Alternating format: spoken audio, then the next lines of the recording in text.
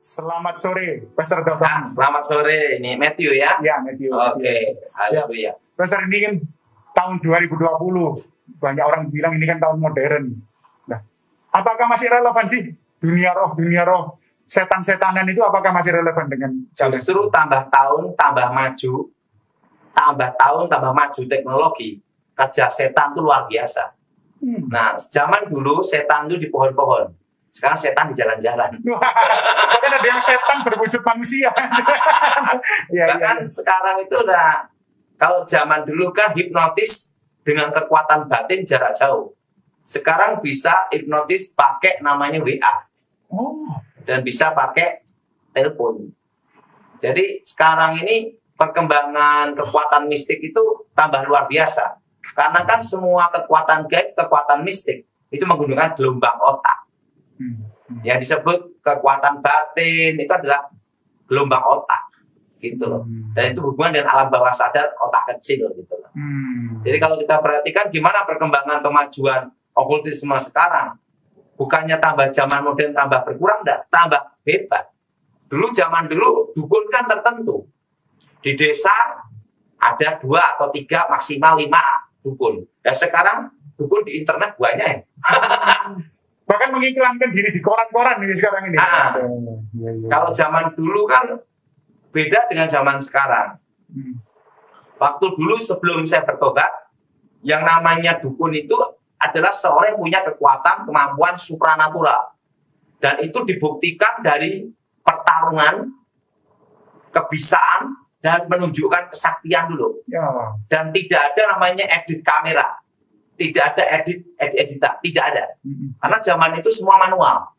Nah, zaman sekarang sudah pakai internet, dukun palsu sama dukun asli susah bedain. Tapi sama-sama setannya juga. Yang satu setan beneran, yang satu setan berwujud manusia itu. Tapi setan di sini kan ada dukunnya dukun ilmu hitam ya. Maksud saya itu dukun ilmu hitam. Oke. Nah, ini ada fenomena, Pastor. Ada seorang wanita. Seorang wanita ini bertanya kepada kita waktu pastor kemarin itu khotbah di gereja kami, tapi belum sempat terjawab. Nah, dia mengatakan begini, sejak dia usia SMA lah ya, SMA dan masuk kuliah, dia sering mimpi disetubuhi oleh roh jahat. Dia mengatakan spesifik, disetubuhi genderuwo, katanya seperti itu. Saya tidak tahu bisa nunjuk itu genderuwo dari mana, tapi apakah ini memungkinkan? Bisa terjadi. Kalau itu kebanyakan berhubungan dengan rumah. Berarti rumahnya dulu adalah tempat pembunuhan. Yang dibunuh laki-laki. Nah, biasanya itu bukan roh orang mati. Itu roh setan menyamar. Karena ada darah menuntut. Disitulah ada mitos. Dan setan menggunakan itu menjadilah genderuwo. Nah, genderuwo itu kan tinggi besar. Hidungnya besar. Rambutnya panjang-panjang. Gigi besar-besar. Dan orang yang merasa disetubuhi hubungan dengan genderuwo itu masuk ke alam namanya alam bawah sadar, halusinasi. Jadi roh jahat itu berhubungan selalu dengan alam bawah sadar. Nah, alam bawah sadar ini berhubungan dengan alam halusinasi. Nah, tapi ingat ya, tidak semua okultisme itu berhubungan dengan halusinasi. Sebagian ada halusinasi. Karena tergantung tingkat konsentrasi dan level orang yang mempelajarinya. Berarti itu ada yang tipuan, ada yang benar-benar memang itu karya roh, benar-benar ada. Nah, di dalam kasusnya ini disetubuhi bertahun-tahun. Itu apakah benar atau halusinasi? Kalau bertahun-tahun itu kebanyakan halusinasi. Karena kalau sampai itu betul-betul disetubuhi roh dan dia hubungan dengan genderuwo benar, itu kan daya tahan tubuh manusia itu punya batas. Dan itu menyerap energi. Itu maksimal 5 tahun pasti selesai, lewat.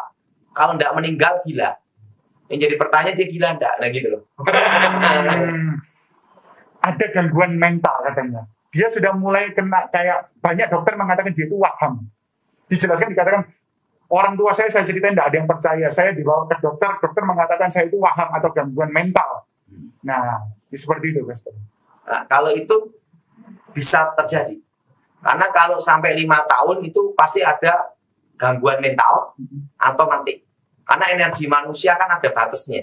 Di dalam penyerap itu kan waktu berhubungan dengan genderuwo itu menyerap energi.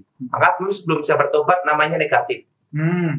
Nah, ini padahal orang ini rajin ke gereja awal-awalnya, tapi setelah sekian lama sudah tidak pernah lagi ke gereja. Banyak orang yang mengatakan, "Loh, yang penting kan percaya Yesus sudah nggak mungkin bisa kena yang gitu-gitu." Apakah benar, Pastor? Percaya Yesus tidak bisa kena yang gitu-gitu? Kalau orang itu percaya Yesus, bertobat lahir baru mengalami fase tidak bisa kena hitam. Yang jadi pertanyaan, dia sudah lahir baru belum? Karena yang untuk tahu kelahiran baru itu hanya Tuhan dan dirinya.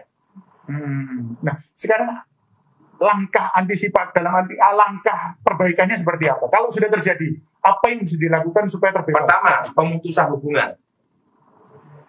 Karena itu berhubungan dengan ikatan batin. Ikatan batin roh namanya. Nah, roh harus dihadapi dengan roh, artinya diputuskan batinnya. Yang kedua, doa pengusiran roh di tempat lokasi. Pertama awal dia di hubungan dengan gendruwo. Nah, itu biasanya tempatnya itu tempat pembunuhan. Memang mereka menyadari, keluarga ini menyadari bahwa dulu itu ada semacam kuburan di daerah situ. Apakah itu berpengaruh juga, Pastor? Bisa terjadi. Kuburan katanya orang penting. Bisa terjadi. Oh, berarti itu di pemutusan dan kemudian didoakan di area tersebut. Ya, saya harap yang bersangkutan dapat menyaksikan acara ini sehingga tahu tuh langkah apa yang harus dilakukan begitu. Nah, ini sekarang yang kedua. Ada juga pertanyaan yang mengatakan begini. Keluarganya adalah keluarga yang menganut pesugihan. Jadi keluarga ini menganut pesugihan dan anak cucunya melarat. Sudah percaya Yesus, tetapi tidak ada peningkatan di dalam faktor ekonomi. Ya, karena menurutnya rezekinya disedot semua sama nenek moyangnya. Nah, sebenarnya pada waktu pemutusan atau ibaratnya pelepasan daripada hal itu, apakah bisa rezekinya kembali atau rezeki yang baru atau seperti apa? Sebenarnya itu banyak doa pelepasan tapi belum lengkap. Kebanyakan doa pelepasan, ya kebanyakan dilakukan hamba-hamba Tuhan, itu kurang lengkap. Tapi ada yang lengkap juga karena tahu hal ini. Tapi tidak semua hamba Tuhan tahu. Nah, makanya saya beritahu. Jadi ada sebagian hamba Tuhan yang tahu, ada sebagian tidak tahu. Kebanyakan kita dalam doa pelepasan itu mematahkan kutuk keturunan. Setelah mematahkan kutuk keturunan, yang kedua adalah mematahkan kutuk yang berhubungan dengan okultisme. Nah, dan yang ketiga, ikatan kutuk yang berhubungan dengan kedagingan, yaitu perzinahan. Terusan karakter-karakter tabur tuai dari nenek moyang, itu kategori kutuk keturunannya. Tapi juga karena ikatan masa lalu. Nah, itu ada doa pemutusan di situ. Tetapi yang jarang dilakukan adalah mematahkan kutuk masa depan. Wah, ini saya baru pertama kali mendengar ini, Pastor. Kutuk masa depan. Gini ya, Tuhan menciptakan manusia segambar serupa pada hari yang ke-6. Nah, dan pada hari yang ke-6 pula, Tuhan memberkati manusia. Beranak cuculah dan kuasai bumi. Dan hari yang ke-7, hari Sabat. Oke. Tuhan berfirman, memberkati manusia. Beranak cuculah kuasai bumi. Lawan dari Tuhan adalah setan. Jadi sebenarnya setan itu Tuhan memberkati, setan mengutuk. Betul. Lawannya aja. Dan setan tidak ada ilmu baru. Tapi dia tekun. Spesifik. Makanya dia itu spesialisnya ada gitu. Nah, kayak dokter kan ada dokter umum. Nah, ada dokter spesialis. Nah, dia itu spesialis menggoda manusia. Nah, godaan setan itu menekan dan menggoda. Kalau ditekan tidak bisa, berarti digoda. Makanya banyak orang jatuh bukan pada waktu susah, atau waktu diberkati. Karena digoda. Ada juga waktu orang ditekan jatuh dalam dosa karena keadaan. Nah, kutuk masa depan ini berhubungan dengan hari yang ke-6. Yang disebut Sabat Yahudi, hari ke-6, hari ke-7, itu hari Sabtu. Sabat Yahudi itu hari ke-7, itu hari Sabtu. Berarti hari yang ke-6 itu hari Jumat. Nah, ingat, lawan dari Tuhan adalah setan. Makanya puncak ritual puasa gelap, dukun-dukun, setelah itu berhubungan dengan okultisme, mistik-mistik lah, klenik-klenik lah. Seluruh dunia itu pasti hari yang ke-6, hari Jumat. Kalau Tuhan memberkati hari yang ke-6, demikian setan mengutuk manusia dengan hari yang ke-6 juga. Artinya mengikat kutuk masa depan. Nah, kutuk masa depan itu gimana? Nah, ingat, waktu doa pemutusan, orang itu bertobat percaya Tuhan Yesus. Diputuskan kutuk keturunan dan dosa keturunan. Kan ada itu. Diputuskan. Setelah itu pemutusan hubungan dengan okultisme. Nah, tapi tidak pernah berpikir untuk memutuskan perjanjian hari yang ke-6. Padahal itu yang penting sekali. Sehingga pada waktu dia bertobat, setan nyerang dia tidak bisa. Tapi dia punya hak atas masa depan. Sehingga waktu dia bertobat, kerja apapun bangkrut habis. Karena masa depannya masih di tangan setan. Nah, kadang orang berpikir kasus ini sama dengan kasus Ayub, beda. Ayub itu tidak ada perjanjian setan. Tuhan menguji, Tuhan mengizinkan, iblis mencobai. Kasusnya beda. Jadi kalau kita lihat kasus ini beda. Nah, kalau kasus ini adalah kutuk. Nah, kutuk ini harus diputuskan. Caranya memutuskan kutuknya itu seperti apa? Apa bisa dilakukan sendiri atau harus hamba Tuhan? Hamba Tuhan itu hanya membantu. Sebenarnya dalam doa pemutusan kutuk adalah nomor satu adalah diri orang tersebut. Hamba Tuhan itu hanya membantu. Nah, doa pelepasan bisa dilakukan sendiri. Nah, doanya itu seperti ini. Di dalam nama Tuhan Yesus, segala perjanjian setan atas hidupku, keluargaku, masa depanku. Nah, arti masa depannya adalah perjanjian hari yang ke-6, ritual itu. Kami putuskan, batalkan dalam nama Yesus. Darah Yesus hancurkan segala kutuk masa depan. Supaya setan tidak punya hak atas masa depan ini. Karena orang yang pesugihan itu mengambil rezeki anak cucu. Nah, rezeki itu bicara tentang apa? Masa depan. Orang rajin sama orang pandai kalahnya lawan hoki. Nah, kalau hokinya tidak ada, ya habislah. Nah, hoki ini bicara tentang apa? Masa depan. Nah, makanya harus diputuskan dulu dalam nama Yesus. Dan hoki itu di tangan Tuhan. Nah, itu. Waduh, berarti tidak sedikit orang Kristen yang tidak mengerti hal ini. Maksudnya intinya banyak orang Kristen yang nggak mengerti hal ini, sehingga orang itu di tengah perjalanannya ikut Tuhan itu kecewa loh, Mas. Karena gini ya, yang tahu rahasia ini adalah bekas setannya. Karena yang tahu tentang setan adalah yang pernah ke dunia setan. Nah, kebetulan sebelum saya bertobat, saya tuh umur 9 tahun sudah di dunia setan. Dan hampir jadi setan. Jadi saya tahu dunia saya. Nah, jadi untuk memutuskan ini harus ada putuskan perjanjiannya dulu. Bahkan banyak kejadian. Suatu kali saya pernah diminta tolong. Nah, ada orang mau bertobat. Dia takut gimana nanti bisnisnya semua. Karena dulu sebelumnya dia minta pengwarisan. Nah, kalau saya bertobat, ini pasti habis. Ingat, dia tidak tahu bahwa berkat itu bukan dari setan. Setan itu tidak bisa mencipta. Apa yang membedakan setan dengan Tuhan? Itu ada. Tuhan itu menciptakan yang tidak ada menjadi ada. Kalau setan tidak bisa menciptakan yang tidak ada menjadi ada. Itu beda. Nah, yang kedua, setan itu hanya bisa mengolah saja. Ini diolah jadi apa? Ini diolahkan ke sini, ini diolahkan ini. Tetapi untuk mencipta itu tidak bisa. Makanya kalau ada orang berkata orang bisa kaya sama setan, nah itu enggak. Itu diambil rezeki anak cucunya dipindah orang tuanya. Maka Alkitab berkata setan itu pencuri. Makanya dukun itu tidak mau minta kaya sendiri. Karena dia tahu rezeki anaknya misalnya Gojek. Mau mati pun jadi Gojek dia. Dia tahu sampai batas di situ. Makanya dukun itu tidak akan meminta untuk dirinya sendiri. Nah, kembali, kalau yang sudah minta pesugihan kemudian bertobat, langkah apa yang harus dilakukan supaya selamat, ya termasuk harta yang sudah dimiliki? Ada dua pemutusan perjanjian. Nah, dua pembentukan perjanjian itu seperti ini.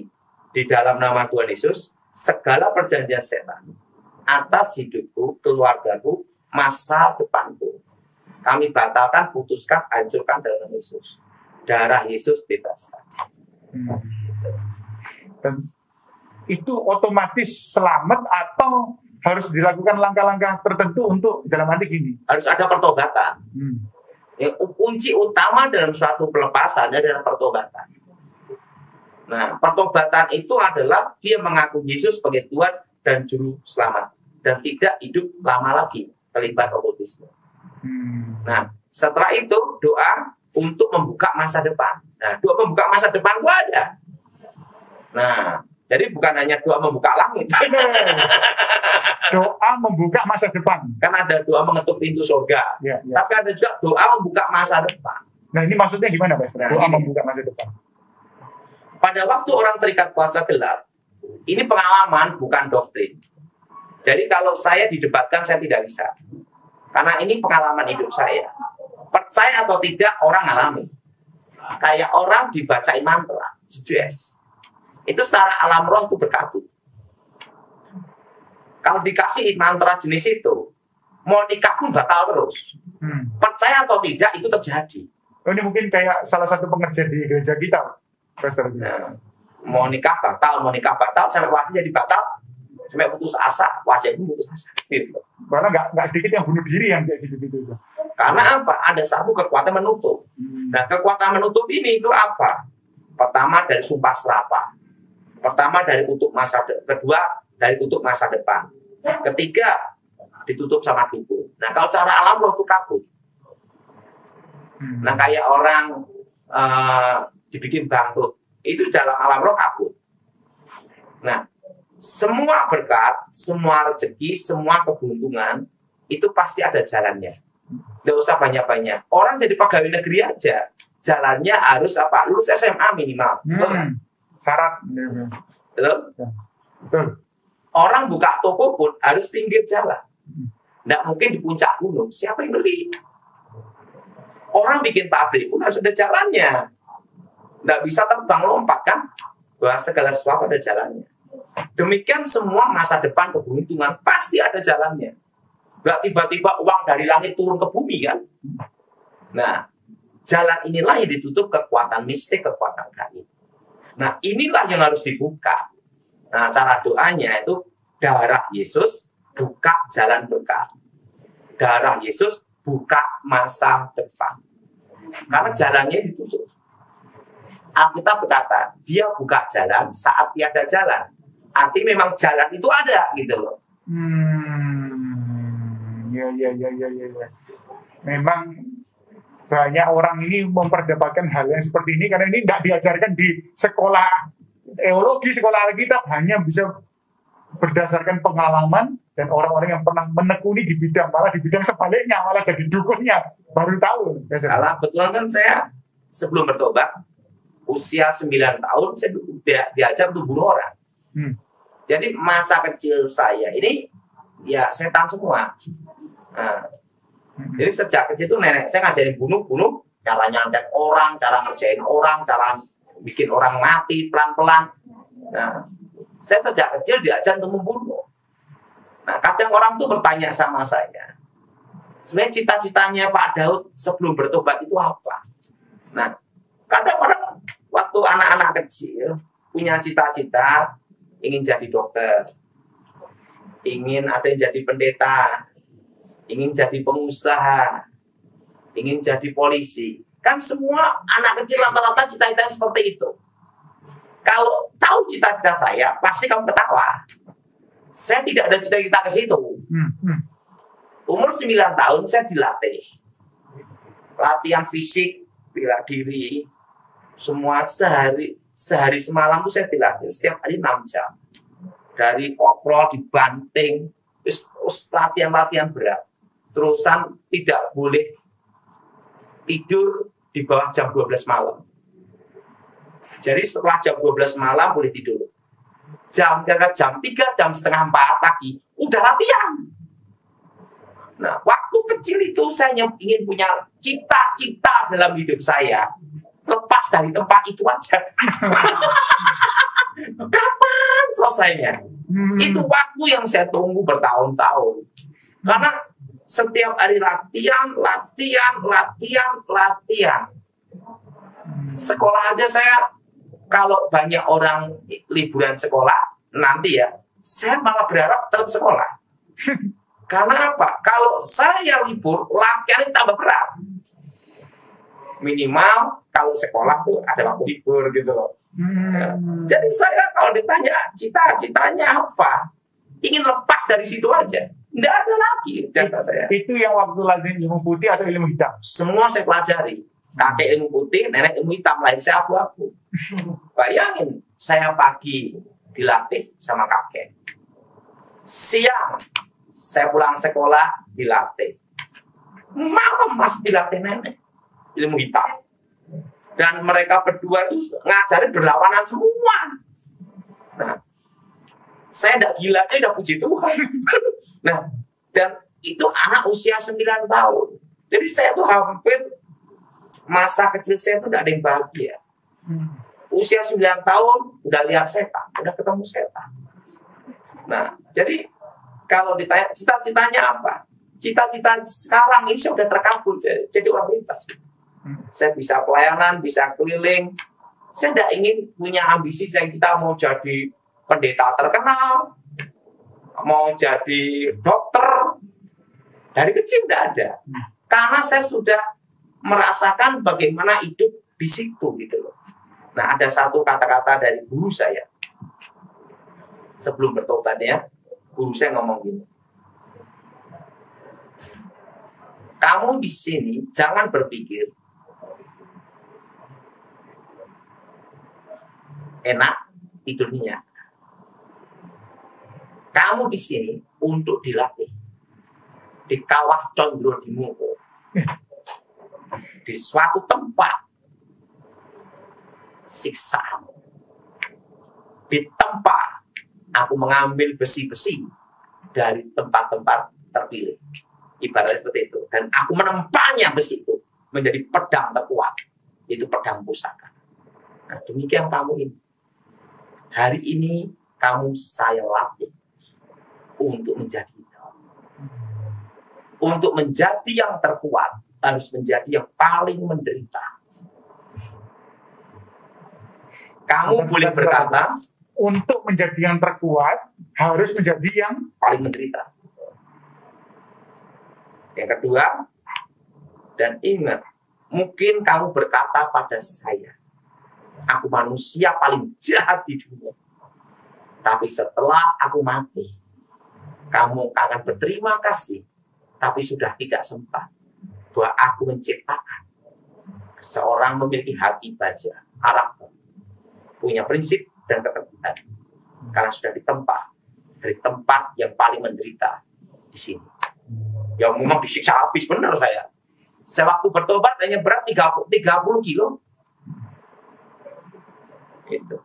Dan ada satu kata-kata dari guru saya yang saya pegang sampai sekarang. Mungkin orang akan mengetawain prinsip ini. Jadi bila dia sebelum meninggal dia ngomong gini. Saya tanya sama guru, Mbak, untuk jadi besar terkenal itu mudah. Tapi mempertahankan supaya terkenal dan besar itu yang susah. Apa yang harus saya lakukan dalam hidup ini kalau aku keluar dari tempat ini? Karena cita-cita saya dalam hidup saya keluar dari tempat itu aja. Waktu itu dia ngomong gini. Waktu aku masih muda seperti kamu, aku tanyakan itu juga guru saya. Dan guru saya adalah ayah saya. Dia bilang gitu. Berarti kakek canggah saya. Canggah. Di atas buyut. Dan dia jawab ini. Dan aku menjawab ini juga ke kamu. Karena pertanyaannya sama. Gitu. Dia bilang gini. Waktu aku masih muda, aku ingin ada di puncak itu. Di gunung. Sehingga aku berlatih. Menempa semua kemampuan, kekuatan kami, semua untuk sampai puncak itu. Tetapi ingat, pada waktu ada di puncak, disitulah tidak ada kawan, tidak ada lawan, dan semua adalah kesepian. Semakin terkenal, semakin hidupmu tidak bebas. Semakin kaya, semakin khawatir. Semakin miskin, semakin nekat. Jadi gimana, guru? Pada waktu di puncak, hanya satu aja tujuan hidup kita.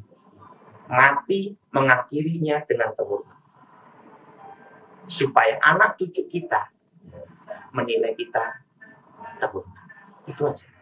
Yang kedua, bagaimana mempertahankannya? Waktu aku masih muda, aku tetap latihan. Semangatku, prinsip hidupku, keteguhanku. Aku berjalan terus tanpa menyerah sampai puncak. Tetapi pada waktu sampai puncak, janganlah engkau merasa di puncak. Tetaplah engkau seperti di bawah. Pertama, kamu harus andap asal sopan satu dan coba hati, rendah hati.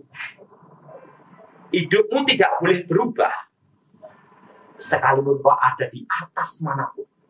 Semangat kamu, prinsip hidup, dia ngomong ini, semangat kamu, prinsip hidup, dan cita-cita kamu. Kamu merasa belum tercapai. Maka itulah yang akan bikin kau bertahan. Saat kakek saya ngomong, Tony, waktu itu dia melatih saya umur 99. Saya itu, dia meninggal umur 100. Dia ngomong, kekuatanku, semangatku pada waktu aku muda, sama seperti sekarang. Aku tetap latihan sampai sekarang. Kakek saya itu, guru saya ya, itu umur 99, umur 100 tahun, masih melatih saya bela diri. Dan semangatnya dia latihan tidak bisa hidup. Saya masih ingat, itu pohon pisang, sekali tendang, langsung ambruk. Itu kakek-kakek umur 100 tahun. Dia ngomong, semangatku, latihanku, jiwaku sama pada waktu aku masih muda. Dan dia rutin setiap hari latihan 6 jam. Dari muda sampai dia mati. Dan dia mati juga tidak sakit. Dan makannya dia juga sederhana. Dia ngomong gini, nanti setelah kamu melewati semuanya, kamu pun akan seperti aku. Seperti ayah saya dulu, kakek tangga saya. Kenapa aku? Ujung-ujungnya nanti kita mau cari tempat yang tenang, tidak mau ribut-ribut, jauh dari keramaian, dan hidup kita untuk nolong orang. Itu aja. Nah, nanti kalau kamu sudah sampai ke situ, ya akan kembali ke tempat ini. Kembali ke tempat pertapaan ini, guru. Maksudnya, suasana seperti ini. Nah, di situ makanya setelah saya bertobat, memang benar setelah saya lewati semua, lewati. Dalam hidup ini sih, makanya saya ini sampai sekarang kadang foto pakai M, dan saya kan nggak pernah pakai kaos kaki kalau khotbah. Nah, sama seperti waktu saya sebelum bertobat bertaruh seperti itu. Ini setelah saya bertobat, semangat seperti itu. Semangat penginjilan saya di desa, di kota, di berbagai tempat. Nah, tujuan hidup saya penting jadi berkat. Dan pada waktu saya mati, saya itu, anak cucu saya masih memandang saya secara turun. Bahwa tidak bikin malu. Kalau saya dengar dari ceritanya pastor ini, orang yang belajar ilmu hitam itu latihannya luar biasa. Tapi orang yang ikut Tuhan, menderita sedikit, latihan sedikit, bangun pagi aja tidak mau. Makanya tidak kaget kalau yang, waduh, pokoknya ikut Yesus enak, ternyata wah kena santet, kena pelet. Nah, latihannya tidak pas. Kalau sampai sekarang saya doa, Papa masih semua. Dan semangat saya penginjilan, dimanapun saya layani. Oke. Ini yang terakhir, Pastor. Di rumah saya ini, kalau pastor lihat penerawang pastor, ada setannya atau enggak? Ada. Hmm. Bukan yang di depan ini, bukan? Bagian belakang. Oh. Mengantisipasinya seperti apa Yang itu? diusir lah, usah ditemani. Oh, Makanya kalian usir sendiri, itu tugas kalian. oh iya. Oke. Ini pengalaman saya Magic ya. Ini ya. Saya sejak kecil, saya dilatih itu, dia ngomong sama saya. Yang tidak boleh kamu pikirkan dalam hidup ini adalah satu. Apa kakek? Ingin mencoba jadi orang terkenal. Kenapa kakek? Nanti kamu nyesel. Ya saya mikir apa? Lah dia tanya sama saya. Lah kamu kan mikir apa? Kapan ini berakhir? Latihan ini selesai kapan? Jadi cita-cita saya ingin berakhir selesai saja. Dan sekarang saya sudah bebas dan saya menikmati hidup ini dan melayani Tuhan. Memang firman Tuhan ya dan amin. Bila anak memerdekakan kita benar-benar merdeka. Oke, ya kita doa ya. Ya, terima kasih banyak, Pastor. Aku mohon kuasa Roh Kudus bekerja tempat ini.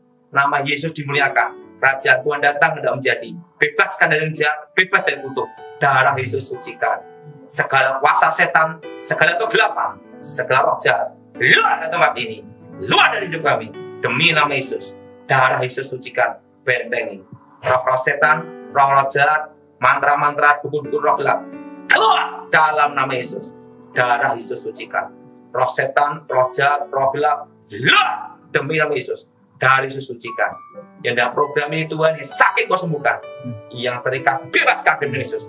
Dan nama Yesus dimuliakan. Amin.